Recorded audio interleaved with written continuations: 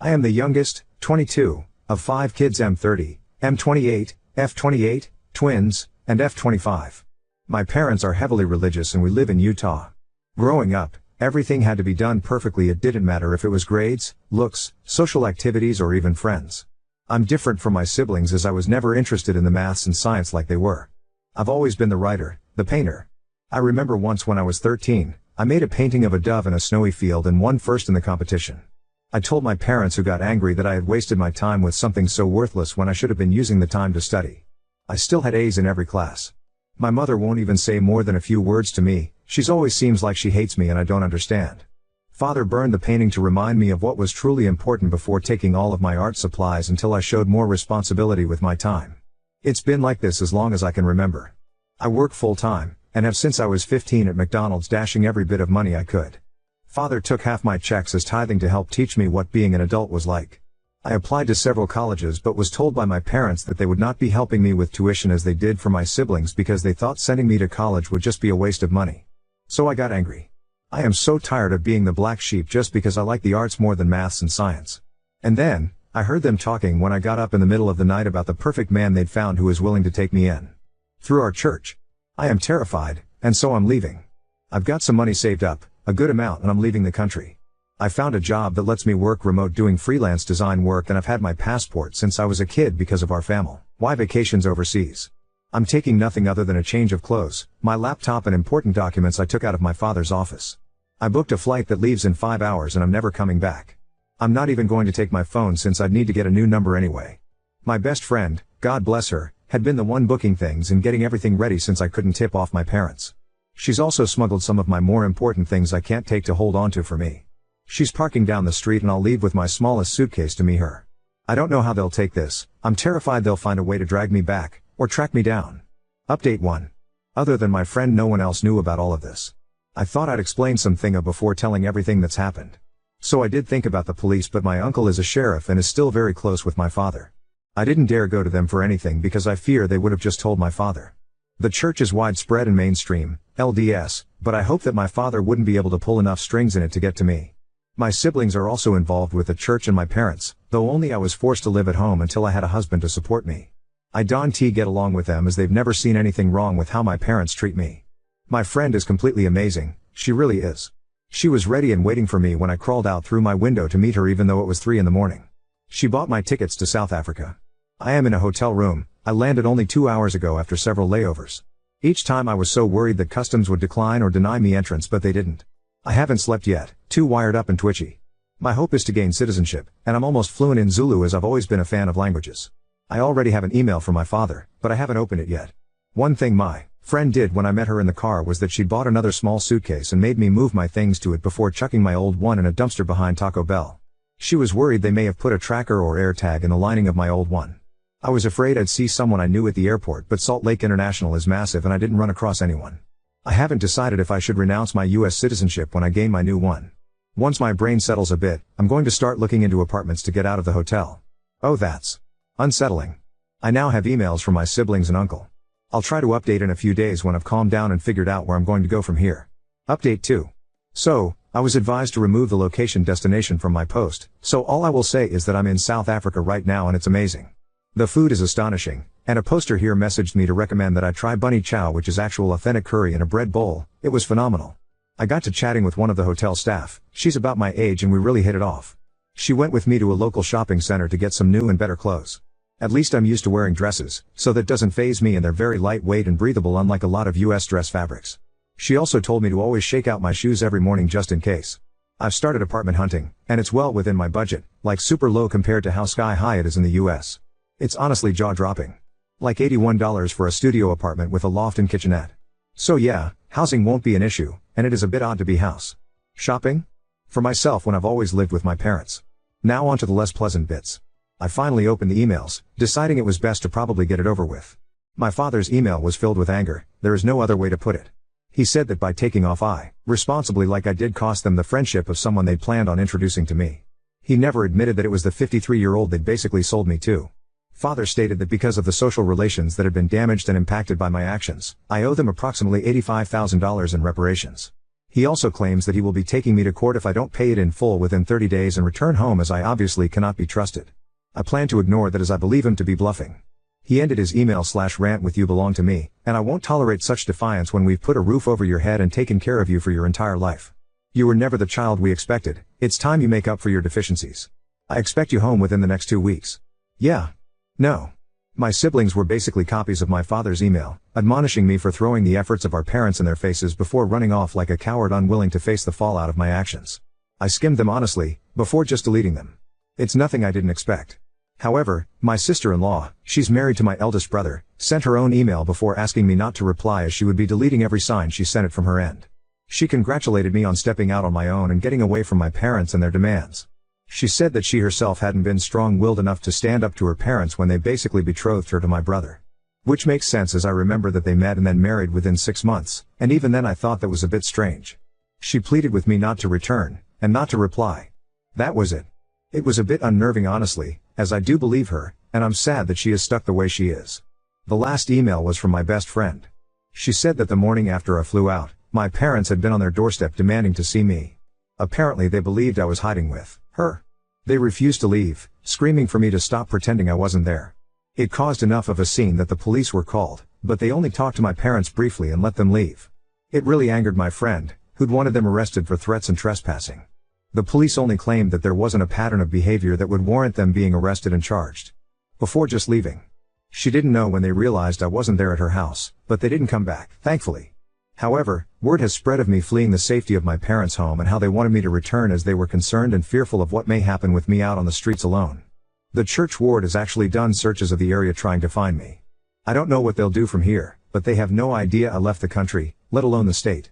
My friend has no plans to say anything, and neither do I. As far as I'm concerned right now, they can live with that state of wondering for the rest of eternity. I don't think I will renounce my US citizenship, as there may come a day when I need it, and it's better to be safe than sorry. But I have full plans to gain dual citizenship as soon as I am able to. That's it for now, no other parts yet, but if anything changes I'll let you know. I want to thank you all for your comments and private messages. It feels like I've got friends and family on my side, and I cannot tell you how much that means to me. Update 3. Ironically, my use of maths instead of just math comes from my mother, who is British and met my father in England when they were 22. So I do come by it naturally, and my siblings say it that way as well.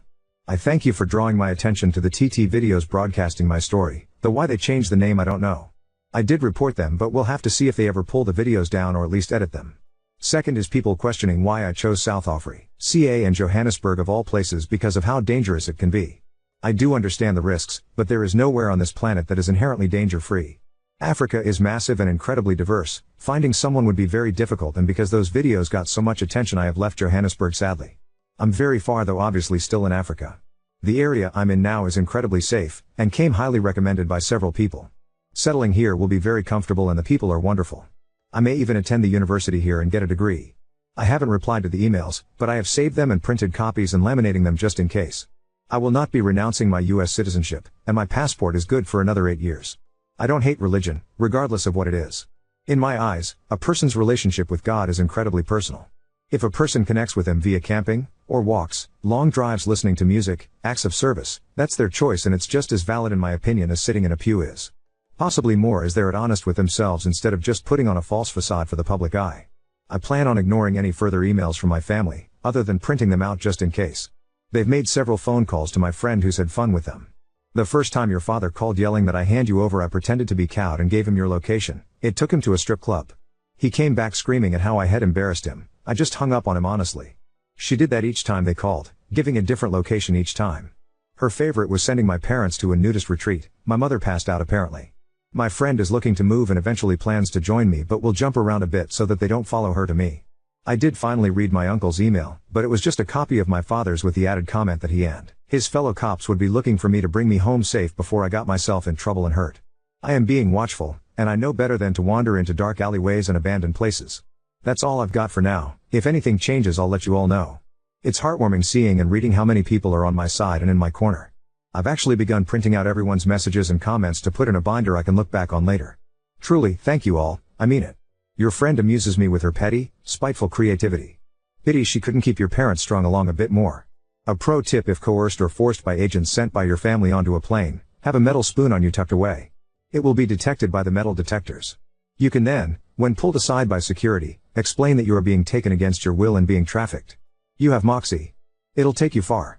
It's already taken you far away from those who would grind you down. Update 4. Hello everyone, it's been a while since my last update and a few things have happened that I was told by my friend that I needed to share since everyone was still clearly rooting for me. I have settled in a bit here, and am now enjoying the fun of paperwork. Oh, so much paperwork.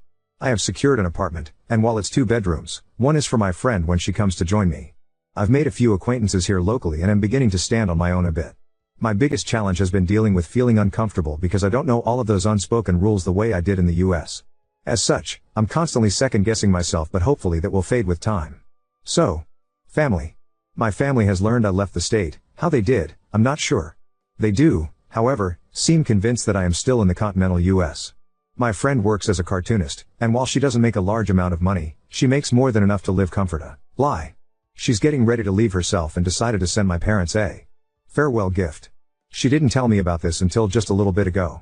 She spent a few hours carefully drawing my parents as they visited each location she sent them to, including their reactions, and all scenes were ended with the phrase "Abbott Abbott Abbott, that's all folks." Sadly, while I've never seen Looney Tunes, as she named it, she said she portrayed my dad as similar to a coyote? I'm still not 100% sure what that means, but she said everyone else would. Before then ordering me to watch it. Maybe one day. She should be joining me around October 9th, after country hopping several times. All the things she hasn't sold are in a secured storage unit, including the things she's been holding for me. The biggest revelation came after my father. Well, he had a meltdown apparently after I never responded to him. He got into a fight with my mother in church, and many things were said. Among those, according to several, that my mother had cheated on my father, which, well, led to me. Which is why she never liked me, I guess, as I just reminded her of her mistakes. My father took her back in spite of that, but well, there it is. It caused a big stir in the ward, and meetings were held, though I obviously don't know what was said or done. I may never know, honestly. I am trying to move on and am even contemplating getting a tattoo. Part of me really wants to, while another points out that if I change enough and father finds me, he won't want me then. That's all really for now. I'm not sure if I'll have anything else to share, but if anything happens I'll let you all know. Update 5. Hello everyone, sorry this update has taken so long.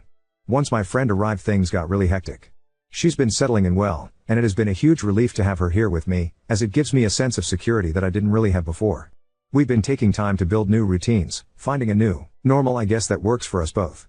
It's been a challenge, but at the same time, everything has been so different one day to the next that it's kept the days from seeming boring or blurring together.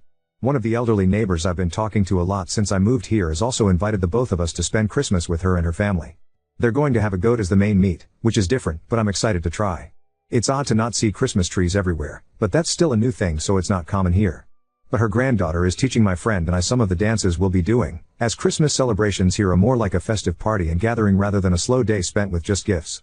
It's odd, as even in my family we'd only ever be given 3 gifts. One for our body, one for the mind, and the last for the soul, to honor the Trinity according to my parents. Last year I think I received a new Sunday dress, a set of physics textbooks, and a new log journal for my scripture reading. After gift openings we'd each retreat to our rooms and remain there until dinner was ready, usually made by mother and myself. Yet here, they're planning on doing our hair, having dances and music with food and laughter.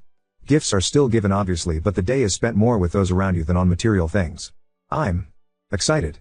I've decided to ignore my family for now. I've gotten a lot of questions on why I didn't report them or confront them, and the answer is easy and may seem a bit childish, but the thought of facing them like that terrifies me. I don't want to be around them, talk to them, or think about them. I'm genuinely scared that trying to bring justice will only drag me right back into the mess I ran from. I'm 22 and yet I'm terrified of my own family. So that's why I'm not doing anything to them. I just want to pretend, even if only for a bit, that my life isn't messed up and freakish, if that makes any say at all. I don't know where I will be a year from now, but somehow, the thought doesn't worry me. I'm happy, genuinely happy, and excited to see where things will go from here. Thank you everyone. Really, I mean it. Looking back, it's mind-blowing how things have changed, and there is still so much I get to do. I know there are people here from all over the world. I'd love to hear your holiday traditions. I don't care if it's not Christmas, I'd just love to hear what you do this time of year and your traditions. I'm trying to figure out my new normal, and what I like, so I'd love any suggestions, be it food, music, dances, anything really. Update 6. I'm sorry it's been so long since I last came on here, and my friend reminded me the other day that I may want to come back if only to see what's been said and check my messages. It's been a bit of a ride since my last post. First off, to alleviate any concerns, no, my family has not found me. I thank the heavens for that every day. My father eventually realized I was out of the country about a month after my previous post, and as I'd worried he'd do, he reached out to the church to see if they had any idea where I'd gone. A missionary came across me, and when they kept coming by, at least once a day, my friend decided enough was enough. She asked me if I still wanted to remain in the church or at least this branch of it, and I said no. So, we went down to the local steakhouse center and I met with the stake president and made it clear I wanted my name removed from the records. He tried to dissuade me, explain that it was a drastic step to take as it made any covenants or oaths null and void. I would essentially be no one to them. No records of baptism, classes, temple visits. Nothing. And while it hurt, I didn't back down. Honestly, I might have folded, but my friend remained by my side the entire time. So, I'm officially no longer part of the church. I don't think I'll go back. Not after all of this. That first holiday celebration was hard, if only because I felt so separated from everything I'd known prior. There was no familiar aspect, other than my friend. However, just because it was hard, doesn't mean it wasn't also amazing. It was so different, so new that it kept me engaged with being in the present rather than dwelling on my family. My friend and I decided we want to travel a bit in a while, but we're taking our time to plan it out and save so that we're not stressed on money or time when we go. Plus, it will give me time to finish out some of my classes here. I did join the college here, taking classes not for a degree admittedly, but simply because they sounded fun and engaging. I've really enjoyed it here. I know a lot of people were wary of coming here, or at least to this part of the world. I want to reassure everyone that while I do fully understand the possible risks, I don't want to let fear control my life anymore. I'm careful, I pay attention, but I'm living, for what feels like the first time in forever. I feel like I can breathe. I'm still afraid of my father and family, I won't lie about that. My siblings still send periodic emails in an attempt to convince me to return home, but I don't reply. Same for the emails my father and uncle send me. My father is still just as angry and slighted by my actions. He's facing some odd and probing questions from the community back home, and he feels like what I did caused irreversible damage to his reputation. Nothing really dramatic has happened, thank heavens, and hopefully it stays that way. I'm still considering the tattoo, and I still want it. My friend suggested getting a mark done on my arm here in traditional style, and then add another from each country we visit. It wouldn't be a full sleeve, but it would wrap around my upper arm like a band. I like the idea, so we'll see. Now on to second story. Mother-in-law said she never liked me until I lost weight, and now I'm questioning if I should host Thanksgiving. My partner and I have dated for a few years, lived together for 2. When I first met his mom, I was very nervous and wanted her to like me. I learned some customs that show respect and did them. I cooked meals from scratch for her that she loved. Holidays were hosted in our home. I would cook for days and serve the whole family, making sure every detail was perfect. Holidays were lovely. I never had times like that with my own family and was grateful to the point of tearing up many times, not in front of my partner's family. My partner and I have a business that takes up much of our time and hadn't seen his mother much lately, so I planned a day to pick her up, take her to a local coffee shop she enjoys, and to lunch. As soon as she saw me, she immediately commented that I had lost weight and complimented me multiple times, then asking to take selfies with me so she could post them on Facebook because I looked so pretty. I have had issues with eating disorders in the past, so the comments did make me feel weird. But I knew she was trying to compliment me, so I didn't say anything. We went to lunch and she wanted to take more selfies and was again complimenting my looks. She said you were okay before but too overweight. I don't know why this hurt me, but it did. I blinked back tears, and the food came. I couldn't eat it, and found myself pushing food around and only taking some bites of dry salad. My partner and mom ate, either not noticing that I wasn't really eating or not commenting on it. I did not want to cause a scene because again, I knew she was trying to say something nice, but she is very blunt. She is not aware that I used to starve myself. She probably wouldn't have said it if she did. After lunch, she needed to go to the restroom, so I helped her. She's in her 80s and uses a cane but needs to be steadied. While she was washing her hands, she told me, I never liked you, but you're okay now. That did it. I couldn't hide the hurtin'. Why more? I teared up and stammered awkwardly that her son would be right back to help her walk to the table. I went to the table and quietly told my partner I would take an Uber home, that I was upset about something his mom said, but I would see him at home. His mom tried to call me, but I decided not to answer. I guess the reason I'm feeling so upset is that I'm feeling like I'm only worth something if I'm thinner. I also thought she always liked me. She acted like she did. Now it all feels fake. I don't want to host Thanksgiving anymore. Why should I kill myself cooking for days for someone who only really liked me when I lost a few pounds? My partner thinks I'm overreacting and I misunderstood her. He said it's normal for Mills to not like Dills at first because we take away their sons. But I didn't take him away. He is the one who hasn't made an effort to spend much time with her. Every time we have seen her is because I organized it. But she's old, she's a blunt Asian mom, and she doesn't know I had eating disorders. So am I the asshole for wanting to cancel Thanksgiving? Should I just forgive her and suck it up so the family has a nice Thanksgiving together? Update 1.